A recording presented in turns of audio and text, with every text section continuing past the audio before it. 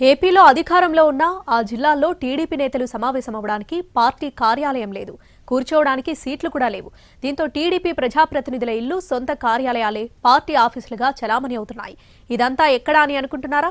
కడప జిల్లాలో టీడీపీ నూతన కార్యాలయం ప్రారంభిస్తామని ముఖ్య నేతలు ప్రకటనలు చేశారు. కానీ ఇంతవరకు శంకుస్థాపన జరగలేదు. కడప జిల్లాలో టీడీపీకి కార్యాలయం లేకపోవడం తీవ్ర చర్చనీయాంశమవుతోంది. వైఎస్ జగన్మోహన్ రెడ్డి అడ్డాగా భావించే కడప జిల్లాలో గత అసెంబ్లీ ఎన్నికల్లో టీడీపీ సత్తా చాటింది. ఎన్నికల ముందు వరకు ఉన్న జిల్లా టీడీపీ కార్యాలయాన్ని ఎన్నికల తర్వాత మూసివేశారు.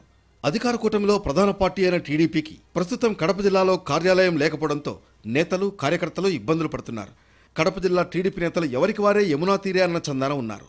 కడప ఎమ్మెల్యే మాధవిరెడ్డి కార్యాలయాన్ని జిల్లా టీడీపీ అధ్యక్షుడు శ్రీనివాసరెడ్డి వినియోగిస్తున్నారు.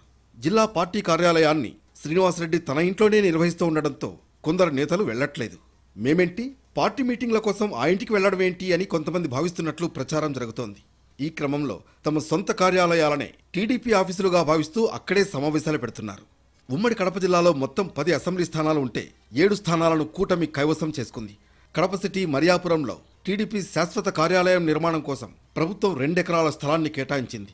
అయితే ఈ స్థలంలో పాత భవనాలను కూల్చివేసి జంగిల్ క్లియరెన్స్ చేశారు తప్ప ఎటువంటి నిర్మాణ పనులు చేపట్టలేదు. ఈ నెల 11న జిల్లా పర్యటనకు వచ్చిన చంద్రబాబు నాయుడు పార్టీ కార్యాలయం నిర్మాణ పనులను త్వరితగతిన పూర్తి చేయాలని జిల్లా టీడీపీ నేతలకు దిశానిర్దేశం చేశారు. కానీ ఇంతవరకు శంకుస్థాపన కూడా జరగలేదు.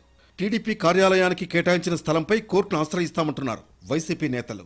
కోట్ల రూపాయల విలువైన స్థలాన్ని ఓ పార్టీకి కేటాయిస్తారా అంటూ బహిరంగంగా రచ్చ చేస్తున్నారు. అందుకే టీడీపీ నూతన కార్యాలయం నిర్మాణానికి ఆదిలోనే ఆటంకాలు ఏర్పడినట్లు ప్రచారం జరుగుతోంది. త్వరలో ఇదే జిల్లాలో మహానాడు నిర్వహణకు టీడీపీ సిద్ధపడుతున్న తరుణంలో జిల్లా పార్టీ కార్యాలయానికి పునాదిరాయి పడుతుందో లేదో అనేది స్థానికంగా చర్చనీయాంశమైంది.